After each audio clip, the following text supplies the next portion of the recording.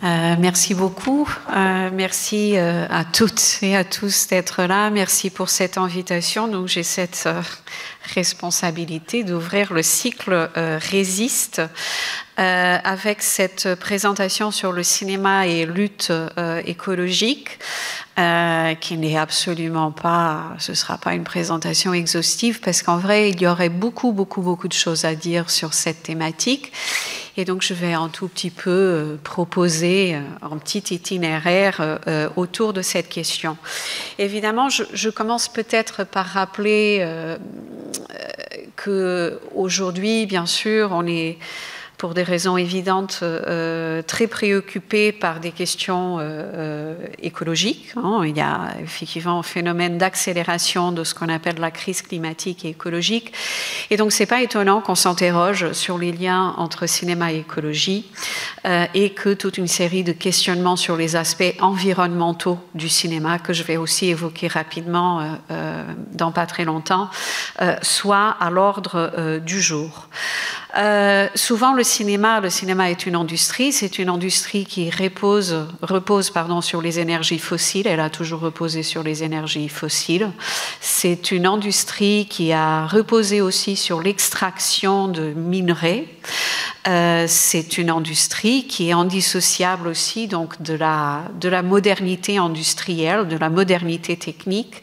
Et on sait que le cinéma a tout de suite, je commence avec des images qui n'ont rien à voir avec les luttes écologiques, mais pour rappeler, souligner quelque chose qui est souvent rappelé, c'est-à-dire les liens entre cinéma et ce qu'on pourrait décrire comme une objectivation du monde, subordination du monde et de la nature. Et donc, ce sont des images qui nous renvoient à tout un genre qui était extrêmement populaire dans les premières décennies du XXe siècle, les travelogues.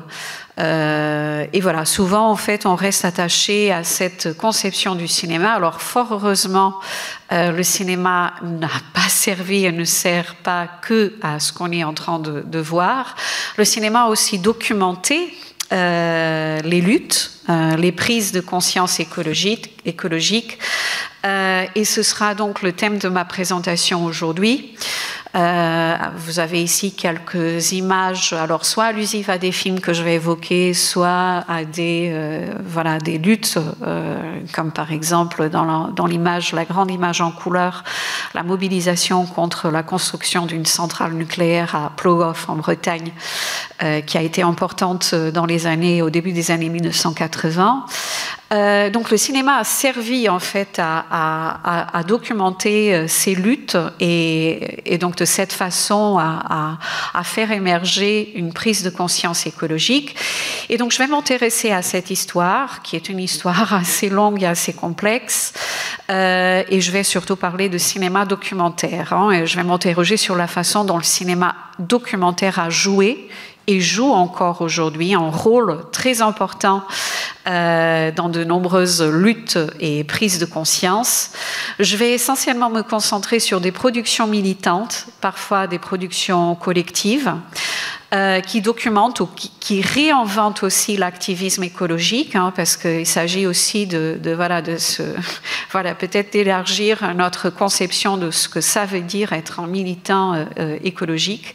Et surtout, d'un point de vue cinématographique, ce sont des films, vous allez voir, qui posent des questions très importantes sur la responsabilité et l'éthique du cinéma documentaire. Ainsi que sur des formes d'engagement prolongé.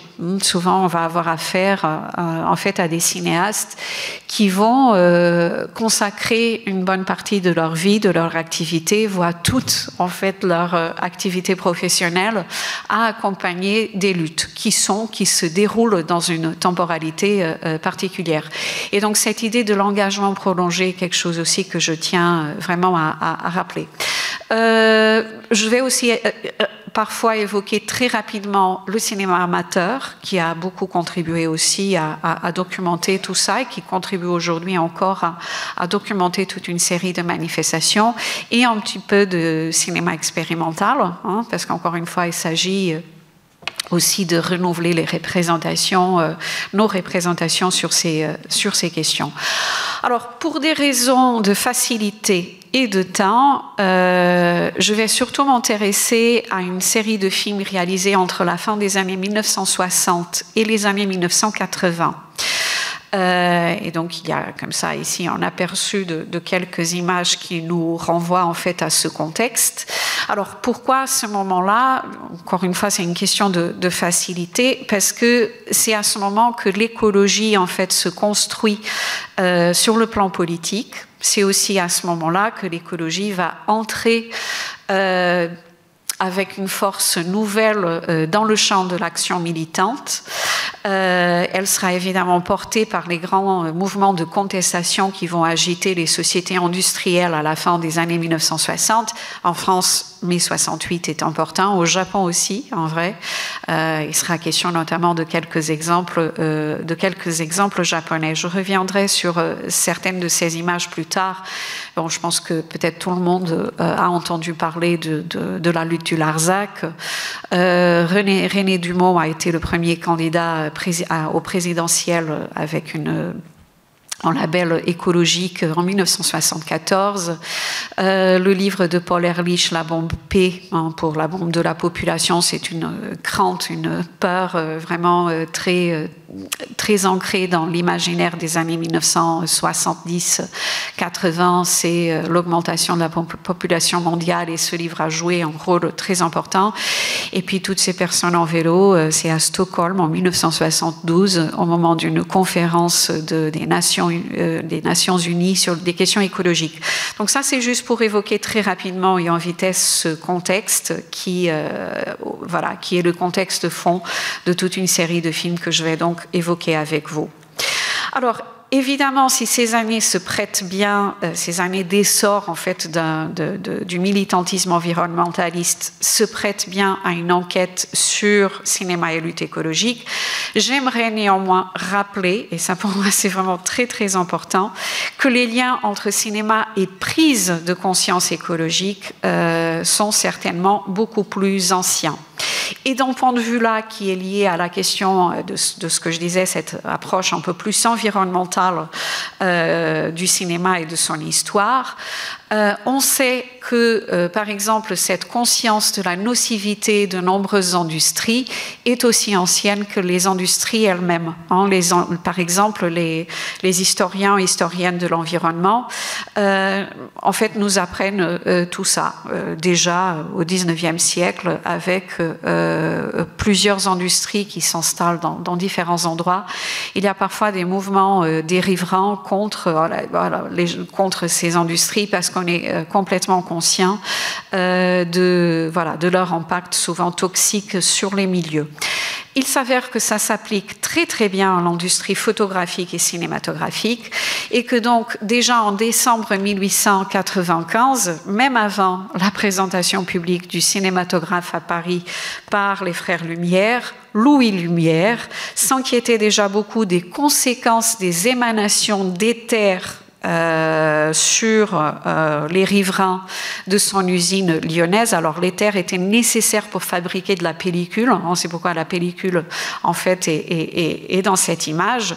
Et il voyait juste, donc il écrit dans une lettre en 1895 qu'il est vraiment préoccupé par cela.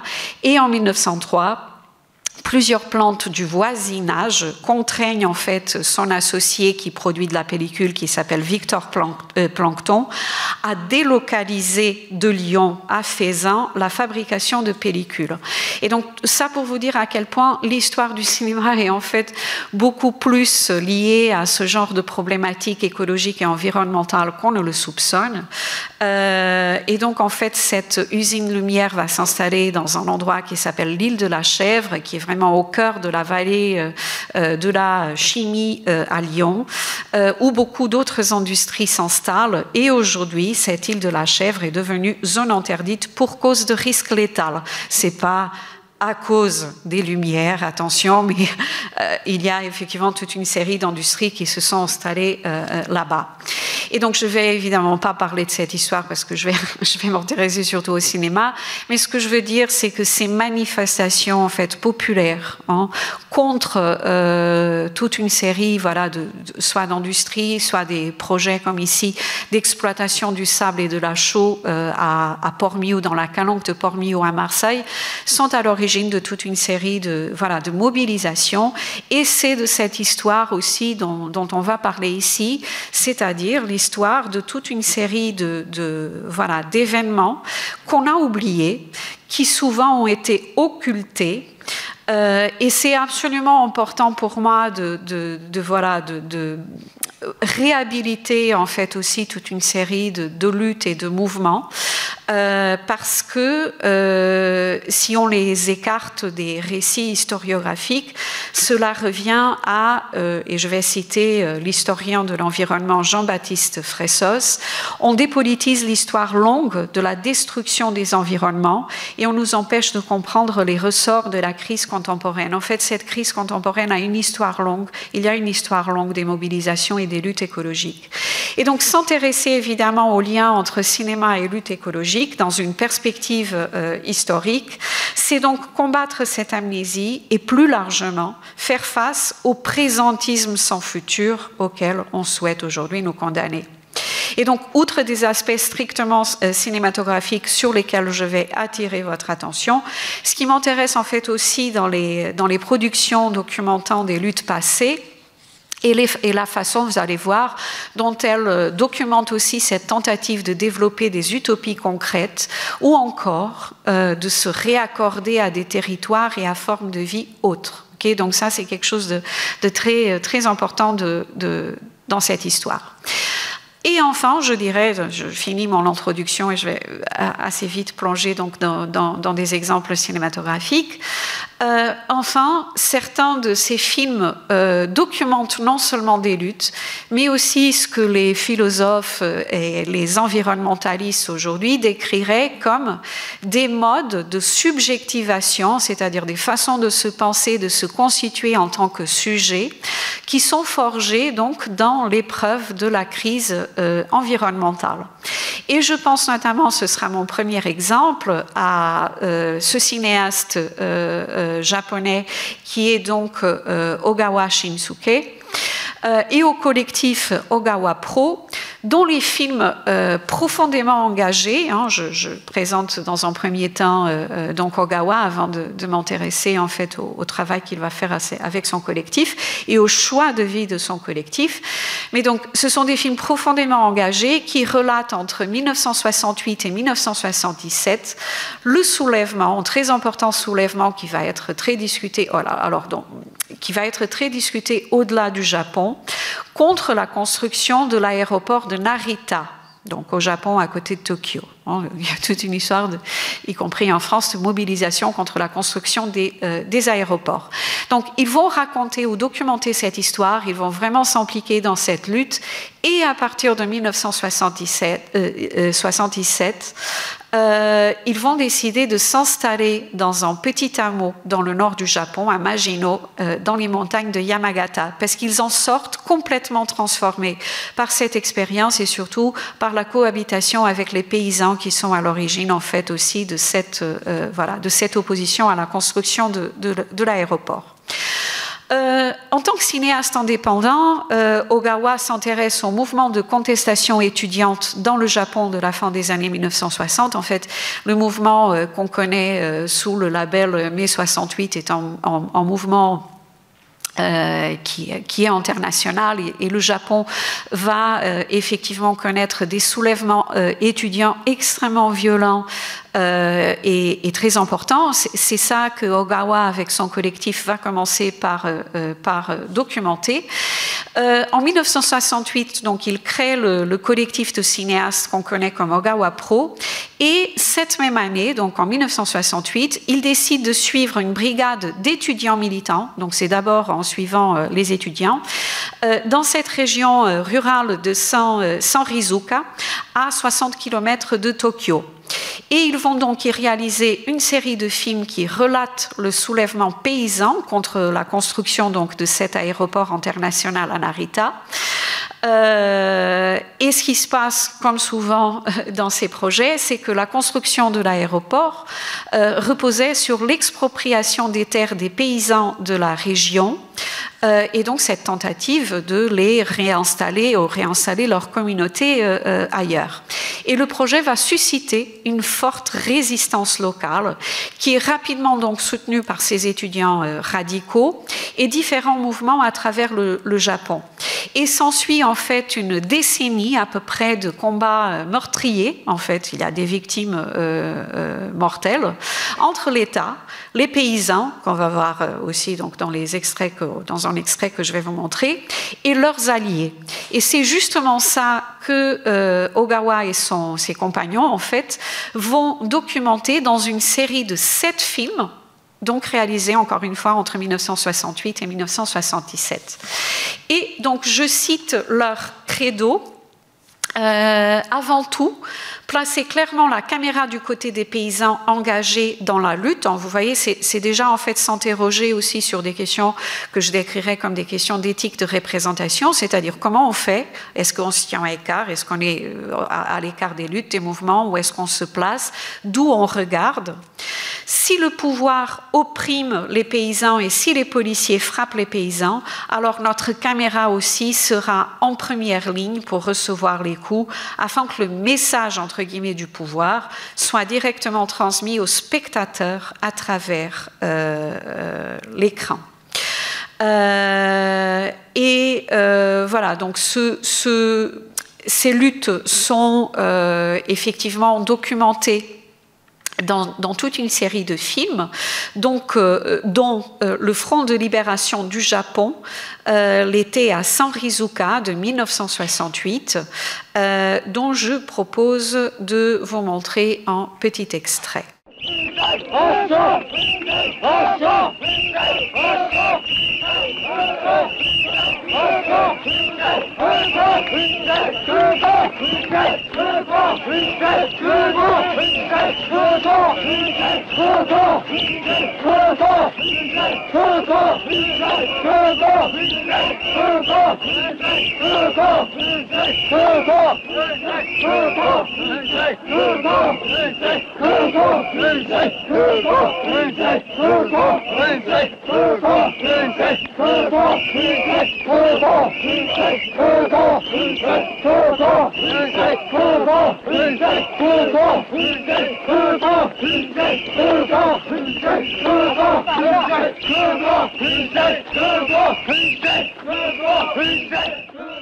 Je vais arrêter là parce que, en fait, ce qui m'intéresse dans cet extrait, c'est justement cette position de la caméra. Donc ici, c'est dans cet extrait, on voit pas nécessairement les paysans. Ce sont donc ces étudiants radicalisés qui se sont alliés aux paysans qu'on voit vraiment beaucoup dans le film. Mais donc c'est un extrait qui me semble complètement renvoyer encore une fois à ce choix, de placer la caméra du côté des paysans engagés dans la lutte. Donc on est vraiment au milieu de cette mobilisation. Ce mouvement de Sanrizuka, ou comme on l'appelle en français la bataille de Narita, incarne parfaitement donc la convergence des luttes politiques, régionalistes, écologiques et de problématiques dans laquelle le militantisme environnementaliste voit le jour. Donc c'est un mouvement vraiment très intéressant pour penser aussi les origines en fait de ce militantisme environnementaliste tel qu'on le connaît aujourd'hui. Souvent, comme dans la lutte du Larzac, justement, le point de départ fédérateur est cette résistance paysanne à l'accaparement et à l'artificialisation des terres.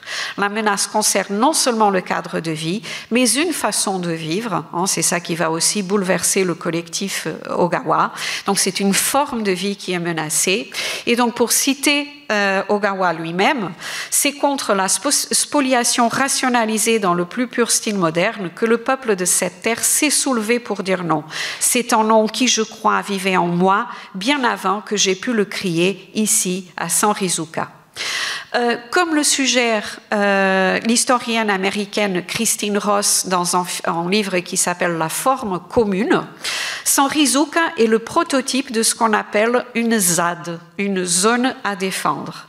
Et au passage, les premières contestations à Notre-Dame-des-Landes, qui est bien sûr aussi le mouvement qui vient vulgariser la notion de ZAD en France, remontent également à ces années 1970 et à la création alors de ce qu'on appelle une zone d'aménagement différé qui accordait donc à l'État un droit de préemption. Les premiers mouvements à Notre-Dame-des-Landes se déroulent aussi dans les années 70, même si le mouvement va surtout connaître son essor à partir des années 2000.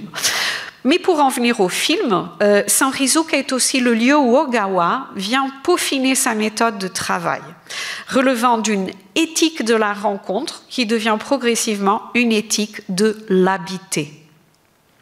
Donc je cite toujours Ogawa, cette fois dans un entretien avec le critique Serge Danet, entretien que vous pouvez écouter sur Radio France si ça vous intéresse, vous tapez Ogawa Serge Danet, vous allez le trouver. Donc ma façon de réaliser un film suit toujours la même méthode, je m'installe dans la région avec les gens, avec les habitants, je vis avec eux, je mange avec eux, je parle avec eux, je partage la vie avec eux, et c'est dans cette vie commune que je tourne en film. Et à la question que lui pose Serge Danet, qu'est-ce que cette méthode t'apporte? Il répond que cela lui permet notamment de saisir, et je le cite à nouveau, le visage vivant de chaque paysage, que ce soit en fleuve, une montagne ou en champ de riz. Et il continue, si on ne vit pas dans la région, si on ne vit pas avec les gens, on ne peut pas filmer ça. Il y a une caméra qui filme, il y a les gens qui utilisent la caméra pour filmer, et il y a les gens et les paysages qui sont filmés. Il y a une relation entre ces trois éléments, et c'est cela qui m'intéresse. On peut tout à fait remplacer le mot paysage par le mot milieu. C'est en milieu de vie, il s'agit aussi bien sûr de documenter ces milieux de vie.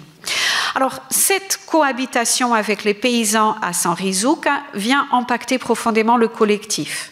Après 10 ans passés à leur côté, marqués donc en 1978 par l'inauguration d'une piste de l'aéroport, alors il faut savoir que la deuxième piste de cet aéroport n'a été inaugurée qu'en 2002, Ogawa et ses compagnons décident de s'installer dans le hameau de Majino, comme je vous l'avais déjà dit, donc dans ces montagnes à Yamagata, dans le nord du Japon.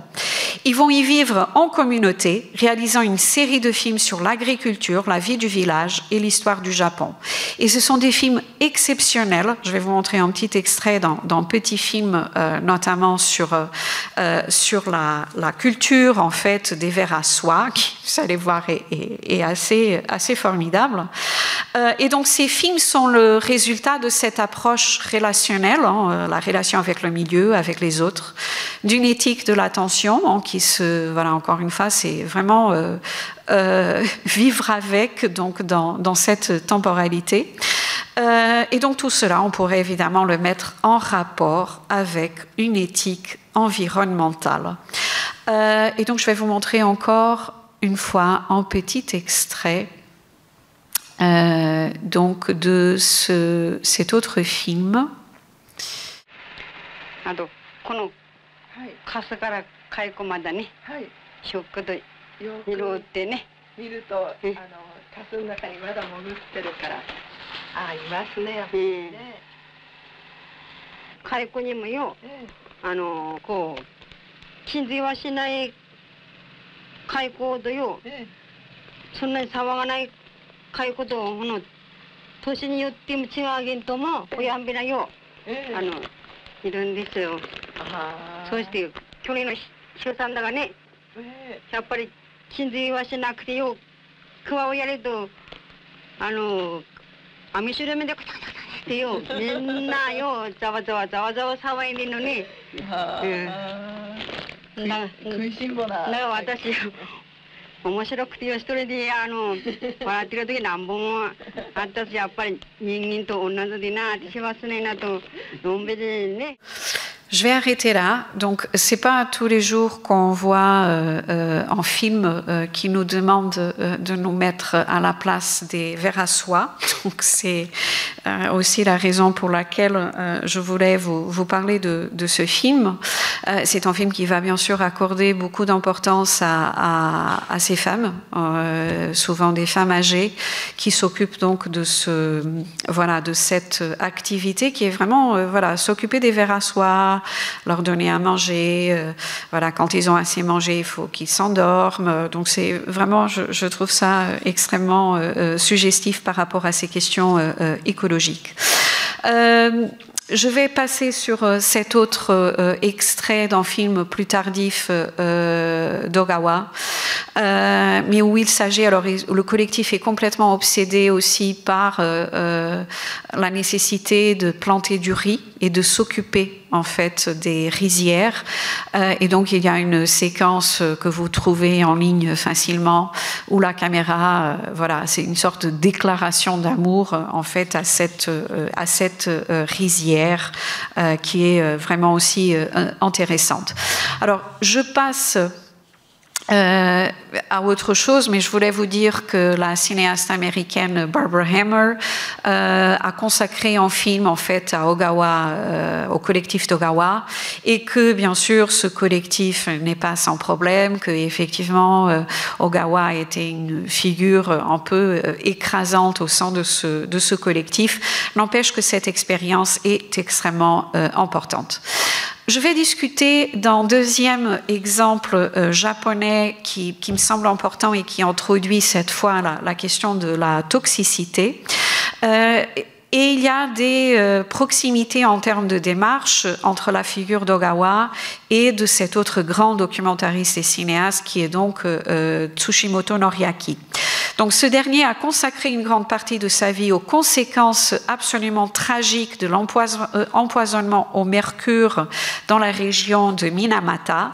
Donc entre 1932 et 1968, une usine pétrochimique appartenant à la Shiso Corporation déverse des tonnes de mercure dans la baie de Minamata. La photographie, c'est ce qu'elle nous montre. Et donc le mercure va s'accumuler dans les poissons pêchés par la population des alentours, provoquant une maladie neurologique qui affecte les animaux et les êtres humains, qui est vraiment une maladie, vous allez le comprendre, très lourde et handicapante. Donc, cette maladie est officiellement identifiée en 1956 et au Japon et ailleurs, parce qu'en fait, il y a une série d'images et de reportages qui vont encore une fois circuler.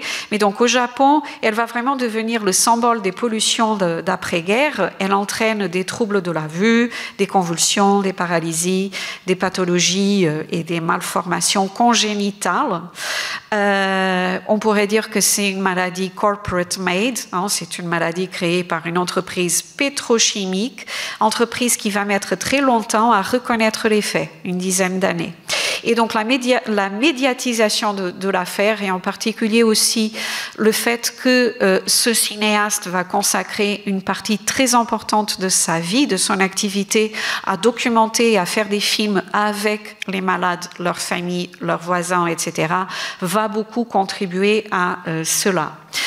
Vous connaissez peut-être le travail de ce photographe qui est Eugene Smith, qui avec sa femme sino-américaine Aileen M. Smith a publié notamment donc cette série photographique. Ils ont passé 3 ans aussi, eux aussi, à Minamata. Et en particulier, il y a un reportage dans Life aux États-Unis qui va faire en sorte aussi que cette affaire circule et soit connue. C'est pas évident de choisir des images, et surtout dans les films, donc je vais en parler un petit peu.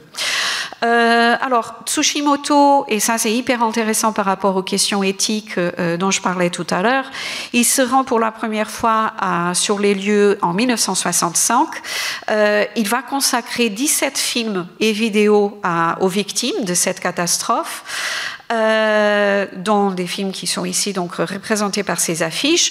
Il va réaliser en fait donc des films avec les malades et leurs familles, et ces films sont vraiment voilà, j'espère, même si on a peu de temps, réussir à vous expliquer comment ces films en fait véritablement une réflexion sur la responsabilité et l'éthique de ce cinéma documentaire. Et donc tout cela aussi apparaît dans les écrits de Tsushimoto en fait sur cela. Il ne veut pas tourner des films sur un sujet, le sujet de ces personnes malades, mais avec des sujets. Il va notamment écrire sur ça. Et il va parler en fait dans ses textes de l'idée de symbiose. Et pour lui, cette symbiose entre le cinéaste et le sujet, les sujets, serait l'horizon du cinéma documentaire et en particulier l'horizon du cinéma documentaire japonais de cette époque. Alors, tout commence quand Tsushimoto se rend à Minamata afin d'y tourner en documentaire pour la télévision. Et ce qui va se passer, c'est qu'il est complètement dévasté et meurtri par l'accueil que les habitants lui réservent. Alors, qu'est-ce qui se passe? En fait, dans les années 60, donc, il y avait effectivement une médiatisation croissante de cette affaire. Les malades, surtout les familles des malades, les voisins, trouvaient qu'il y avait beaucoup de voyeurisme. Et on va notamment reprocher à Tsushimoto, alors peut-être pas de façon tout à fait juste, mais on lui reproche de filmer des malades qui ne sont pas en état de consentir qu'on les filme. Okay, ce qui est évidemment une question essentielle ici. Et donc, encore une fois, après des années de discrimination, les patients et leurs familles se méfient beaucoup de ce voyeurisme sensationnaliste des médias. Et donc, Tsushimoto a écrit sur tout ça, il va raconter, donc il est absolument dévasté par cette première expérience, c'est pourquoi il décide de revenir. Ça se passe pas très bien et il se dit, il faut que je revienne, il faut effectivement que je passe plus de temps avec ces personnes. Et la rencontre en fait qu'il fait avec cette malade, Matsunaga Kumiko, s'avère décisive. Alors, Kumiko, comme beaucoup de malades de cette maladie de Minamata, n'a pas effectivement la capacité de consentir ou de refuser d'être filmée parce qu'elle est alitée, elle est immobile, elle est privée de parole et elle ne réagit presque pas aux interactions avec le monde extérieur. Donc je cite Tsushimoto, pourquoi, dans quel but et depuis quelle position est-ce que je filme? C'est encore évidemment une question très pertinente aujourd'hui. Donc Kumiko m'a poussé à me poser cette question. Donc, autrement dit, comment représenter d'une façon éthique des personnes ne pouvant pas s'exprimer, comment équilibrer les rapports de pouvoir lorsqu'on est armé d'une caméra, c'est dans ces termes aussi qu'il parle de la caméra comme une arme, il est extrêmement conscient de ces rapports de pouvoir qui sont innés presque à cette configuration. Plus largement aussi, c'est une question sur laquelle il revient, comment raconter l'histoire de cette maladie, qui est une histoire assez compliquée, on pourra revenir en fait sur ça aussi au moment des échanges, mais comment mettre le cinéma au service de la justice sociale. En fait, il fait des films aussi pour les mettre en circulation, c'est pourquoi il va réaliser 15 films, il va consacrer tout son temps et son énergie à diffuser des copies partout où il peut et à recueillir le témoignage des victimes. Il ne fait pas des films pour qu'ils sortent en salle ou soient diffusés à la télévision, c'est-à-dire il est très content qu'ils circulent à la télévision en salle, mais ce qu'il veut, c'est que les films circulent et soient montrés dans le voisinage de Minamata pour que des débats, des discussions s'engagent, etc. Et donc, je le cite, « Je ne pensais pas qu'un film suffirait, mais je ne prévoyais pas non plus que j'allais en produire autant. » Donc, dans le premier film qu'il réalise après cette expérience pas très heureuse de son reportage pour la télévision en 1965, c'est Minamata, les victimes et leur monde, dont le titre est déjà intéressant parce que, alors, c'est un film qui s'intéresse effectivement aux victimes et au monde des victimes et donc notamment à ce milieu de pêcheurs. Les pêcheurs sont les principaux concernés par la maladie. Comme souvent, c'est une histoire très compliquée parce que cette région, en fait, va beaucoup bénéficier de l'industrie et de cette société qui s'appelle Shiso et qui a employé beaucoup de gens. Alors, sauf les pêcheurs. Les pêcheurs, ce sont eux qui vont notamment consommer beaucoup de poissons contaminés, donc ils sont vraiment au premier front de la maladie. Et donc dans le film Minamata, les victimes et leur monde, il s'agit effectivement aussi d'interroger tout cela. Alors, à la façon d'Ogawa, la caméra s'engage dans l'action, elle est en outil de combat, et alors, c'est pas ce qu'on voit dans le petit extrait très bruyant que je vais vous montrer, mais qui donne aussi une idée de la violence, en fait, de tout ce processus. En fait, c'est le combat aussi des victimes, la lutte pour la reconnaissance et pour l'obtention de compensation qui tarde beaucoup à arriver. On ne le voit pas dans cet extrait, mais si vous connaissez le film, si vous avez l'occasion de le voir, vous pouvez le constater, c'est le cas dans d'autres films. Tsushimoto lui-même s'invite beaucoup dans le cadre. C'est pas juste qu'il filme d'autres personnes, il est présent dans le cadre. C'est aussi une façon de se mettre en situation et à égalité avec les sujets qu'il filme. Donc encore une fois, en petit extrait bruyant.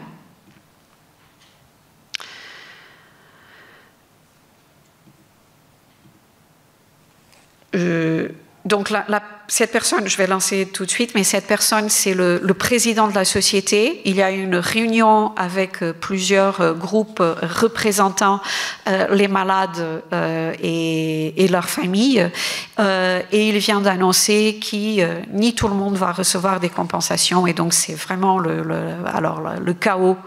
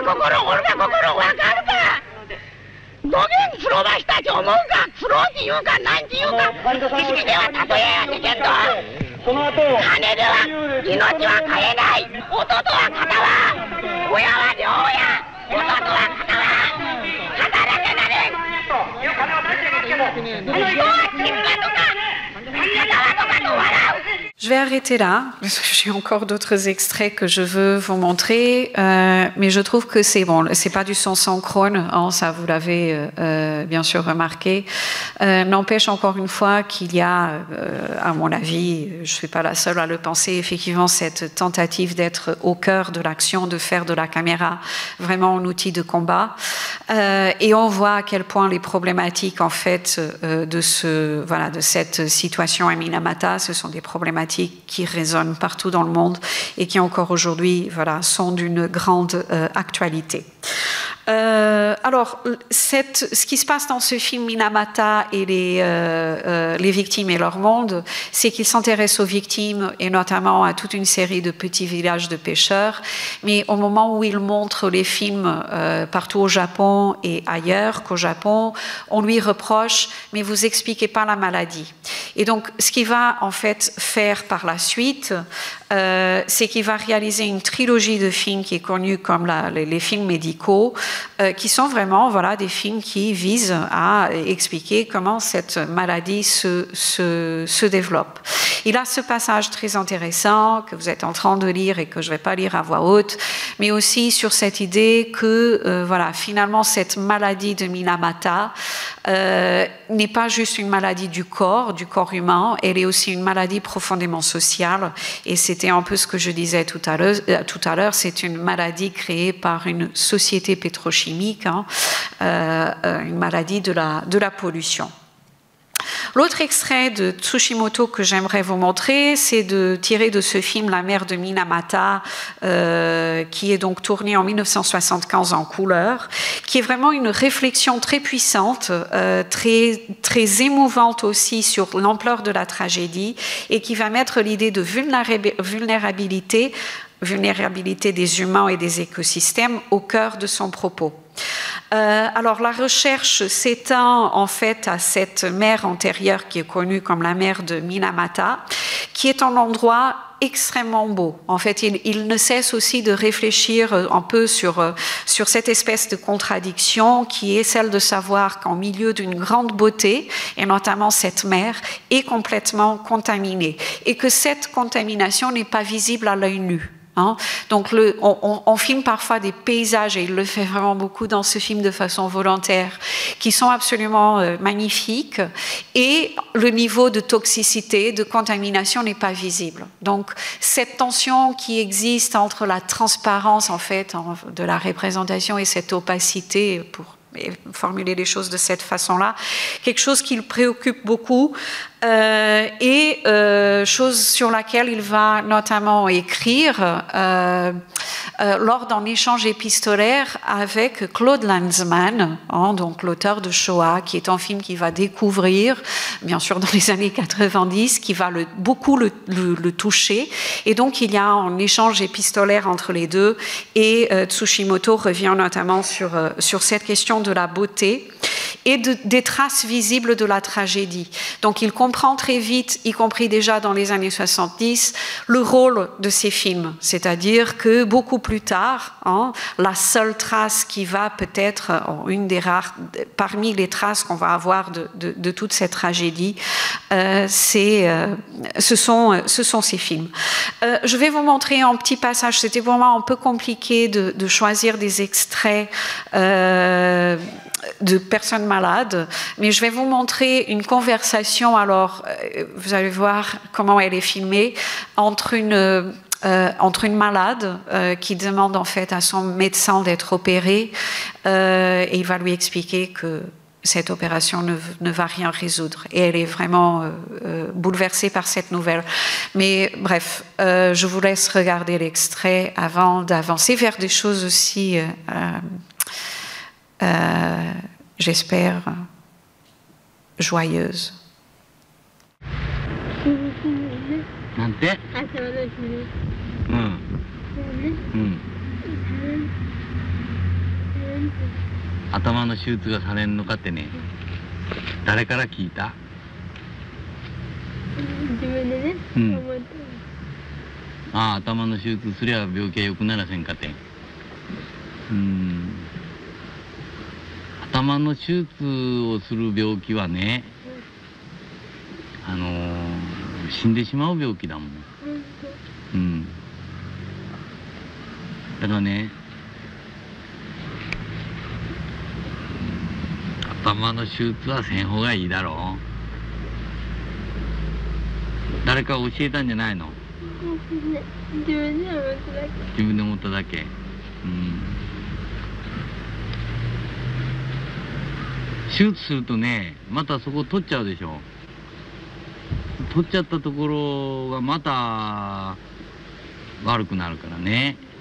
うん、だから手術じゃなくてね、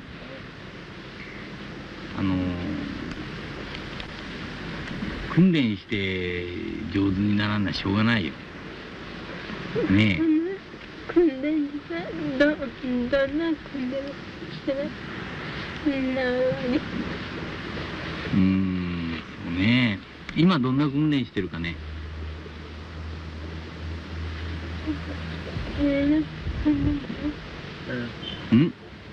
手の訓練だね。うん。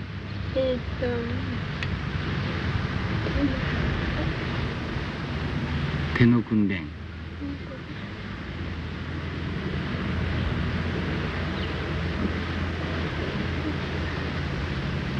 他に何を訓練？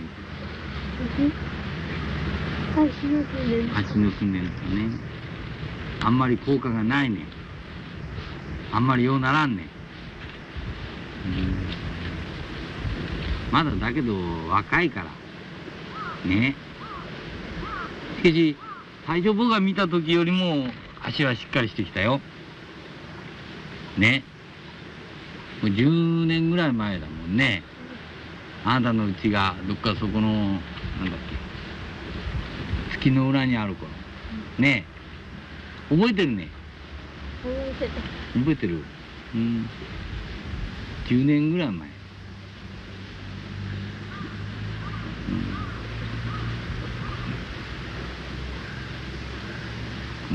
ね。鼻がも手術したいの？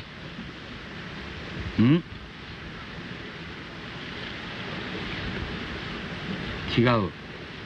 鼻雲手術したいって言ったの？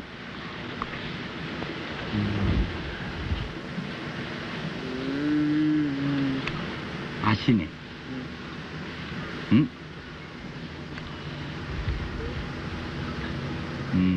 なんて？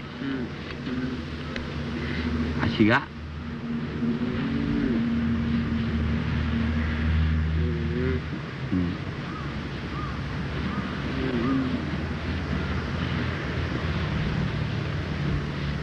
足が動くようになることね。手術を。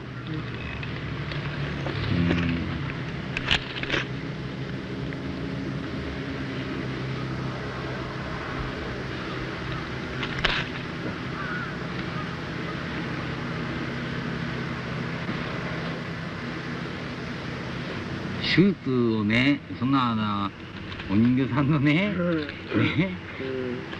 人形さんの足こう変えるみたいにならないもんね。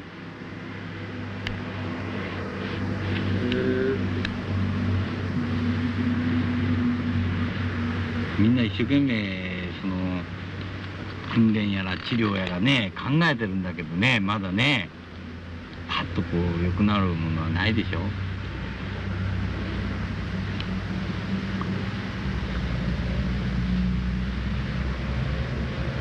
他に、何を考えてんの？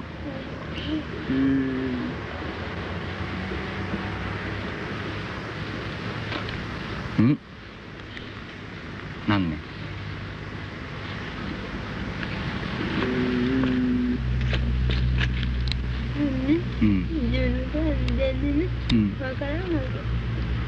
自分のことが、自分のこと言うと今から先のこと？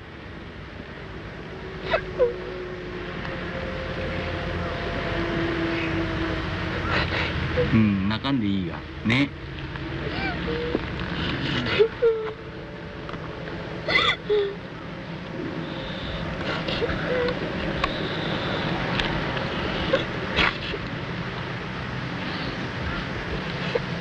自分のことってどういうことかね。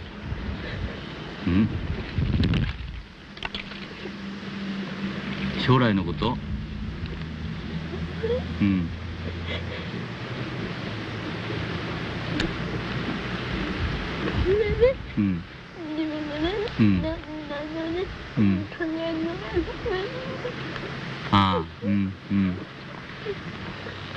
今自分が何考えていいかわからない。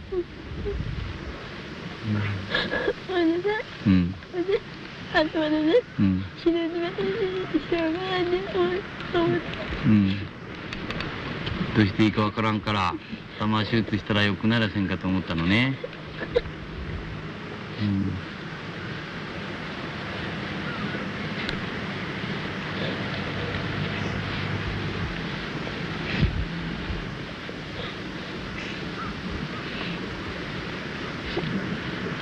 だけどだいぶ分かってきたんじゃないの？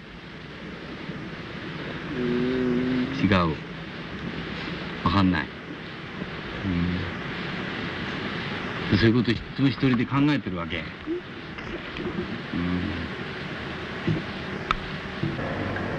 Alors, je vais arrêter là. La séquence est longue, hein. C'est évidemment, parce que c'est toute une conversation qui est difficile. Le médecin, évidemment, est un bon médecin. Il prend le temps, il est avec eux. La séquence va encore durer. Elle va s'isoler à un moment donné. Donc, elle a commencé à pleurer, elle est effondrée parce qu'elle avait imaginé qu'une opération pourrait résoudre les choses. Et en fait, il n'y a pas de solution pour cette maladie, même si les médecins essaient de trouver des solutions. Et donc, vous voyez à quel point c'est en rapport au temps, à la durée, aux soins, c'est-à-dire à l'attention à être avec. Hein. Et donc évidemment, alors ce sont aussi des malades que Tsushimoto connaît bien parce qu'il fréquente les familles depuis un moment. Alors, je tente une pirouette parce que je vais passer à autre chose.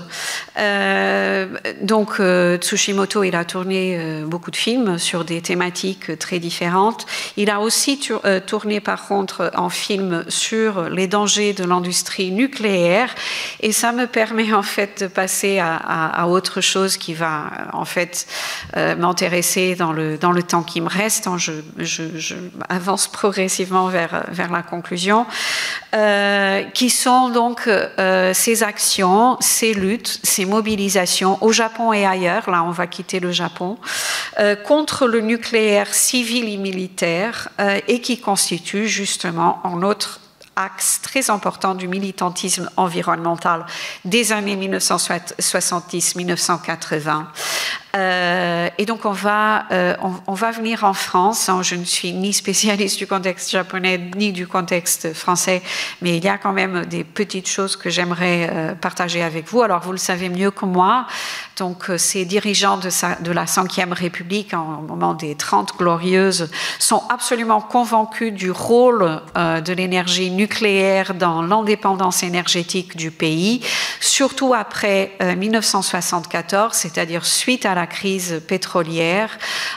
Et donc, il y a le plan dit Mesmer, du nom du Premier ministre du président Pompidou, qui entraîne la mise en chantier d'un nombre très important de centrales nucléaires en France.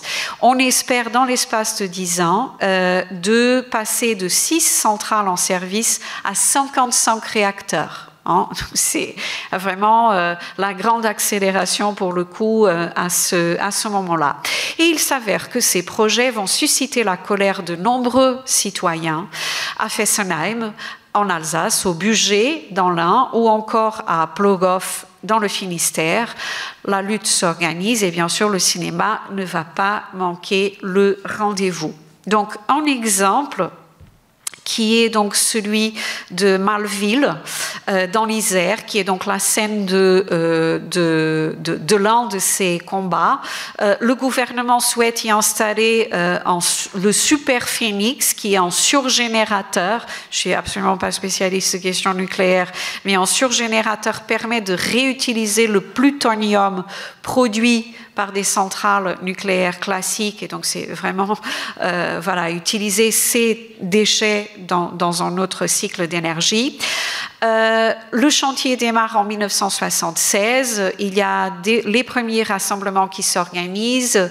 Il y a notamment aussi les Suisses qui s'impliquent dans cette lutte parce qu'on n'est pas très loin de Genève et de Lausanne. D'ailleurs, la photographie en noir et blanc, il me semble que c'est une photographie prise à Genève. Et fin juillet 1977, quelques 60 000 personnes se rendent sur place pour marcher contre ce Super Phoenix. Et bien sûr, elles arrivent d'Isère, mais aussi d'autres régions françaises, de Suisse et d'Allemagne. Donc, notamment en France et ailleurs, ces luttes sont des luttes internationales, parce que bien sûr, la pollution n'a pas de frontières, n'est-ce pas? Et donc, la manifestation n'est pas autorisée, le rassemblement pacifiste au départ dégénère, la police riposte avec des grenades offensives, histoire qu'on connaît, et notamment donc les éclats d'une grenade vont tuer un manifestant de 31 ans qui s'appelle Vital Michalon. 2 autres manifestants et un policier sont également mutilés. ça passe mal dans les médias et c'est en coup pas génial pour le mouvement antinucléaire français, mais vous allez voir, ça va continuer. Alors, quelques semaines avant ce rassemblement international, Serge Poljanski, qui est le cofondateur en 1975 avec Yann Lemasson et Jean-Michel Carré d'un collectif militant qui s'appelle Le Grand Sable, va tourner un film sur les dangers de la construction de ce super phénix qui s'appelle donc Nucléaire, danger immédiat. Je n'ai pas vu ce film, mais je vais vous dire 2 ou 3 choses sur le film. Ce qu'il fait, c'est recueillir les témoignages devant la caméra de paysans qui avaient reçu des menaces de mort pour quitter en fait aussi donc les lieux. Et selon les cahiers du cinéma que j'ai pu consulter donc de l'époque, le numéro à l'époque, le film a été, je cite, partiellement censuré à la demande de responsables d'EDF. Ok. Alors, ces manifestations à Malville sont également, bien sûr, filmées par des cinéastes amateurs et amatrices.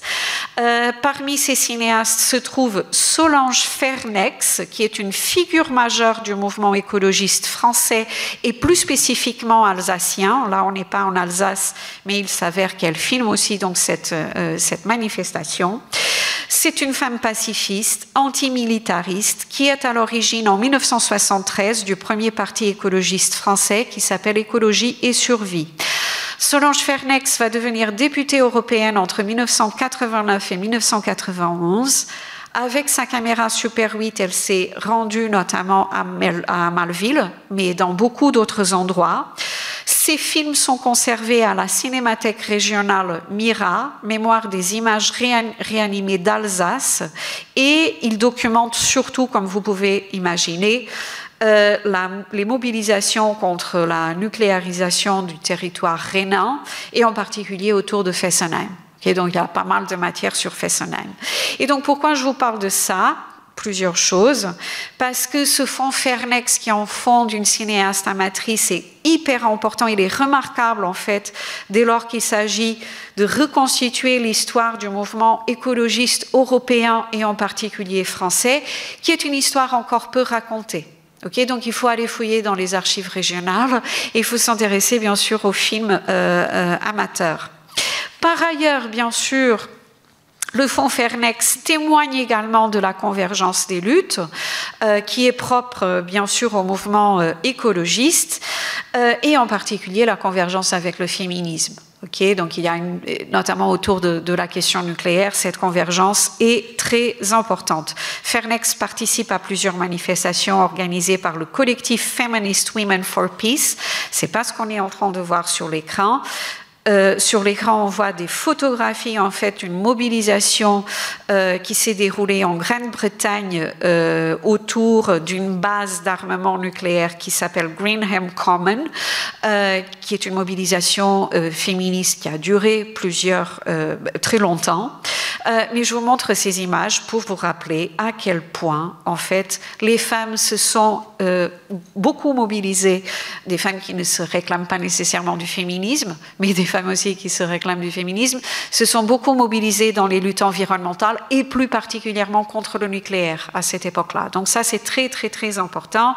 Et c'est notamment l'histoire de ce qui se passe à Plogoff, en Bretagne, donc c'est aussi une histoire qui a commencé à être racontée dans le détail plus récemment. Donc une mobilisation contre le projet de centrale nucléaire à Plogoff, dans le Finistère.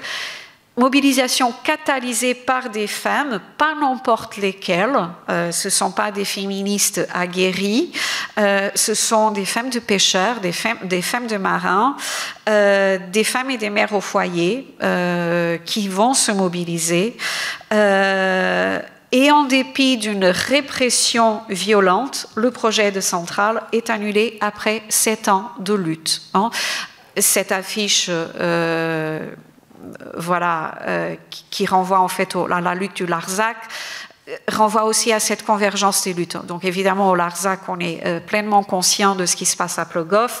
Je ne vais pas vous montrer de passages de ce film parce que je me suis dit qu'il est peut-être plus connu. C'est un film important qui a été tourné par Nicole Le Garec, qui a documenté cette lutte. Le film elle réussit à le faire sortir en salle en 1980. Il a été restauré récemment et il y a un DVD qui a été édité. En tout cas, je vous invite bien sûr à prendre connaissance de ce film. Alors, pour conclure, je vais prendre encore 10 minutes parce que je voulais vous montrer un autre type d'image en conclusion et ouvrir encore d'autres pistes. Mais je prends cette perche de Solange Fernex et de ce qui s'est passé à Plogoff pour vous parler de ce qu'on appelle aujourd'hui l'écoféminisme. Donc, encore une fois, je ne vais pas rentrer dans les détails de ce débat. Je vais juste signaler plusieurs choses. Alors, c'est aussi dans les années 70 et dans les années 1980 que le féminisme devient un site, on va dire, privilégié pour penser le monde au-delà des seuls mécanismes de rapport de genre. Et c'est aussi à cette époque-là qu'on vient à penser les liens entre domination patriarcale, masculine et crise environnementale, ou encore entre l'oppression des femmes et l'oppression de la nature. Donc c'est à ce moment-là que le mot écoféminisme surgit. Il a été forgé, comme vous le savez, peut-être par une Française, une féministe, une écologiste et militante française, qui est Françoise Daubonne. Alors, bien sûr, ces femmes de pêcheurs à Plogoff ne se réclament pas de l'écoféminisme qu'ils ne connaissent pas en tant que proposition théorique, mais le fait est encore une fois qu'en France, que ce soit à Plogoff ou à Fessenheim ou ailleurs, surtout, vraiment, les femmes se mobilisent encore une fois fortement pour les causes environnementales et pour l'antinucléaire en particulier. Okay? À ce propos, j'aimerais vous citer aussi ou vous rappeler qui est la diversité de films portant sur cette cause environnementale et sur l'antinucléaire en particulier. Et donc, avec l'exemple de cette cinéaste expérimentale britannique qui est Sandra Lahire, je suis allée chercher cet exemple, même s'il renvoie, alors pour le coup, c'est le contexte canadien, donc c'est un film qui va être tourné par Sandra Lahire dans une exploitation minière d'uranium au Canada. Ce qui la motive dans ce film, c'est aussi, d'une part, les effets sur les corps des ouvrières qui travaillent dans cette mine, donc des ouvrières femmes, les effets sur leur corps, donc les effets destructeurs à la fois de la mine sur l'environnement, sur le corps des femmes. Et c'est un film qui est, selon elle, inspiré par cette figure qui est Winona LaDuke, qui est une militante environnementaliste anishinaabe, c'est-à-dire d'une nation autochtone d'Amérique du Nord.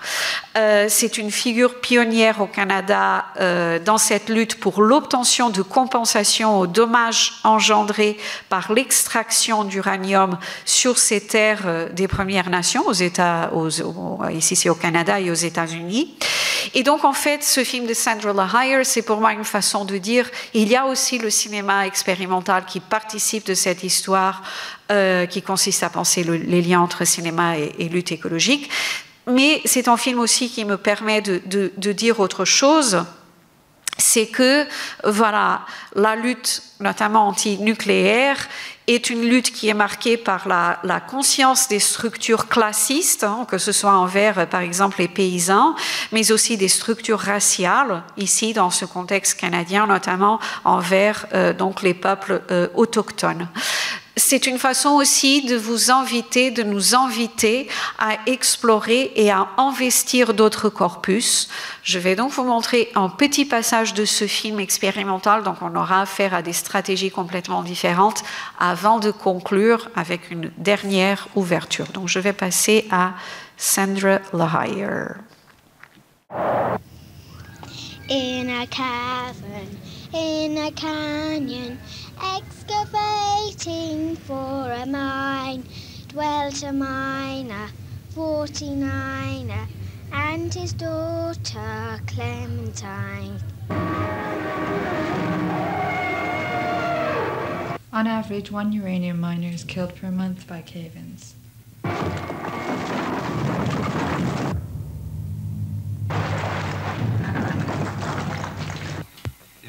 grave way down in the Denison mine.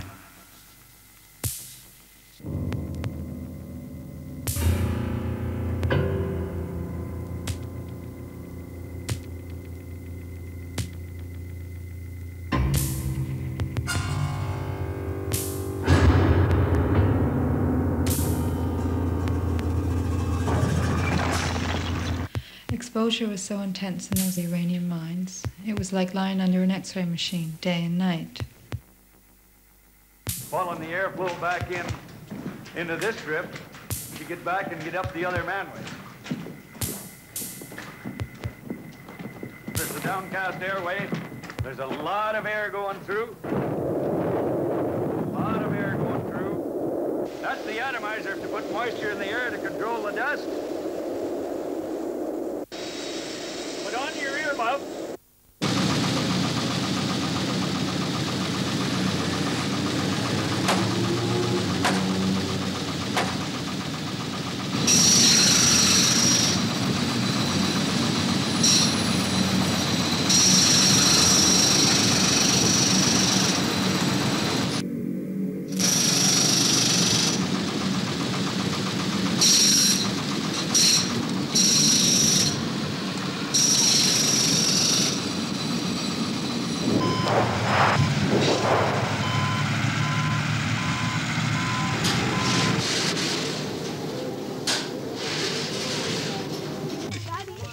Hey, can you tell me, are there any women that do mining? No. No? No, I just really think think this it's is to go back mostly to a man's, England. No. I don't think they drill. I don't think they use the jack drills. They do other type of work, eh? They're heavy. And among the Elliott Lake miners, the lung cancer death rate is up 3 or 4 times. Radon daughters emitting alpha waves. Donc il y a tout au long du film ce rapprochement qui est fait avec la question des rayons X et la façon bien sûr dont cette contamination invisible touche les corps. Il était question à un moment donné, la voix off, on peut revenir au PowerPoint, la voix off faisait référence au taux de cancer parmi les femmes qui sont dans ce milieu. Et donc le film, voilà, c'est vraiment toute une série de stratégies formelles plus ou moins radicales pour essayer de rendre compte, encore une fois, de cette contamination visible. Et voilà, donc ça me semblait intéressant aussi de faire une petite parenthèse sur ces corpus qui ne sont pas nécessairement les corpus documentaires. Mais je conclus avec un dernier film qui est effectivement un film documentaire, mais pour parler encore de cette nécessité de continuer ce travail collectif qui est celui, encore une fois, d'explorer cette histoire et d'imaginer ces histoires du cinéma attentif à ces questions-là, qui est un documentaire tourné par un couple très important de cinéastes colombiens, Marta Rodriguez et Jorge Silva. Ils étaient en couple, voilà. C'était le dernier film qu'ils ont tourné ensemble parce que Jorge Silva est décédé, d'ailleurs je pense même avant que le film soit terminé. C'est un film qui dénonce l'utilisation de pesticides dans cette industrie, parce que c'est une véritable industrie des fleurs qui existe en Colombie. Il faut savoir que la plupart des fleurs, par exemple les œillets, qu'on a en Europe, sont souvent des œillets qui nous arrivent voilà, d'autres régions du monde. Et donc c'est un film qui dénonce très tôt et qui fait le lien entre voilà, l'utilisation de pesticides, les conditions de travail de ces ouvrières qui sont essentiellement des femmes, souvent des femmes aussi d'origine autochtone. Et donc c'est un recueil de témoignages. Il y a de mémoire 5 ouvrières qui vont raconter en fait leur quotidien, leur travail, la façon dont ces pesticides ont effectivement un impact sur leur corps. C'est un film qui a été restauré récemment. J'avais pas de sous-titres du tout, ni en anglais ni en français. Mais encore une fois, si vous avez l'occasion de le voir, je pense que c'est vraiment intéressant. Donc je vais arrêter là pour qu'on puisse aussi avoir un petit temps d'échange. Donc merci beaucoup.